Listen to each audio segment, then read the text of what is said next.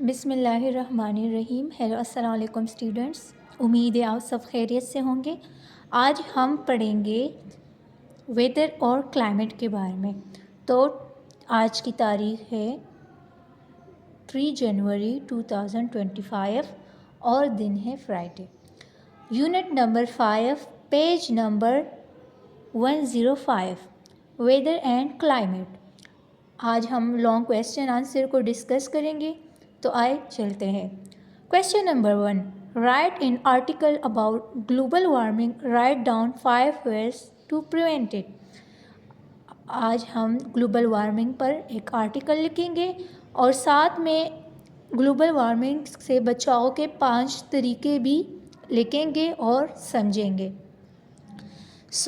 Global warming, first of all ہم جو ہے گلوبل وارمنگ کی ڈیفینیشن کرتے ہیں۔ Global warming is the gradual rise in the over all temperature of the earths atmosphere. Global warming جو ہوتی ہے یہ بتدریج اضافہ ہے اوور آل، یہ جو زمین کا ٹیمپریچر ہے، درجہ حرارت، ان سب کا اوور آل جو اضافہ ہے اس کو گلوبل وارمنگ کہتے ہیں۔ Second, global warming causes melting of glaciers rise in the sea level. Global warming یہ جو ہے گلیشیئر کے پگھلنے کا سبب بنتا ہے 1 درجے تک سمندر میں۔ تو سمندری لیول میں کیا ہوتا ہے کہ گلوبل وارمنگ سے جو گلیشیئرز ہوتے ہیں وہ پگھل جاتے ہیں اور سی لیول ہمارا بڑھ جاتا ہے۔ تو سی لیول کے بڑھنے سے ہمارے پاس پھر اس کی وجہ سے انتہائی موسم آب و ہوا کا ہمیں سامنا کرنا پڑ سکتا ہے، جیسے کہ global warming brings extreme climate change and results in floods, droughts and other natural calamities. تو گلوبل وارمنگ جو ہے یہ انتہائی آب و ہوا لاتی ہے، یعنی گلوبل وارمنگ سے ہم کیا ہو سکتا ہے، اس کے ریزلٹس میں سیلاب بھی آ سکتے ہیں۔ زیادہ سیلابوں کے آنے کی وجہ سے کیا ہوگا، ہمارے پاس جو فصلیں ہیں وہ نہیں اگ سکے گی، کیونکہ فصلوں کے لیے یا تو زمین جو ہے وہ نارمل ہونی چاہیے، بہت زیادہ بارش یا بالکل بارش نہ ہونا، یہ فصلوں کے لیے صحیح نہیں ہوتی۔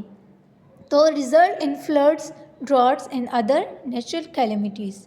تو سیلاب کا سامنا کرنا پڑ سکتا ہے ہمیں، ڈراٹس یعنی خشک سالی کا سامنا کرنا پڑ سکتا ہے، اور اسی طرح دوسری قدرتی آفات کا بھی ہمیں سامنا کرنا پڑ سکتا ہے۔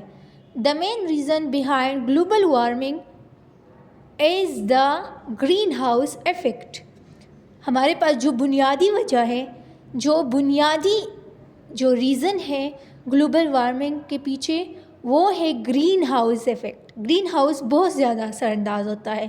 گرین ہاؤس میں پھر فیکٹریز بھی آتی ہے، اور جو ہے ہمیں مطلب فیکٹریز سے جو دھواں نکلتا ہے، اسی طرح اور یہ وہیکلز جو گاڑیاں وغیرہ ہوتی ہے ان سے جو دھواں نکلتا ہے، یہ ہمارے گلوبل وارمنگ پر اثر انداز، گلوبل وارمنگ یعنی ہمارے ویدر پر اثر انداز ہوتی ہے، اور یہ گلوبل وارمنگ جو ہے وہ جنریٹ کرتی ہے۔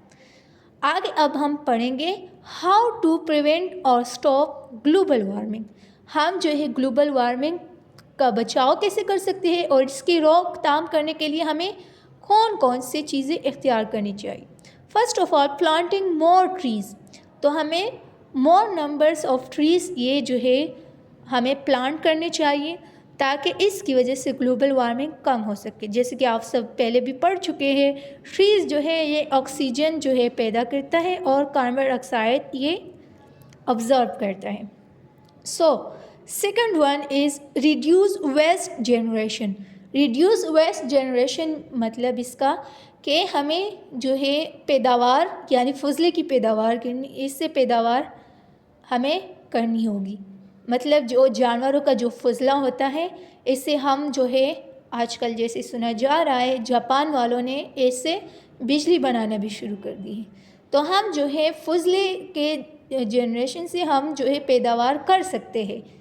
اسی طرح تھرڈ ون ہے یوزنگ مور رینیویبل انرجی۔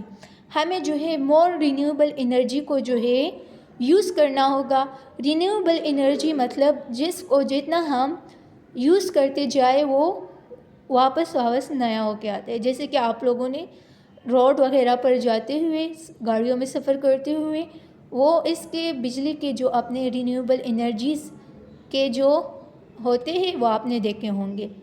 اچھا, 4 پہ ہے یوزنگ انرجی ایفیشینٹ اپلائنس. ہمیں انرجی ایفیشینٹ اپلائنس کو جو ہے یوز کرنا چاہیے.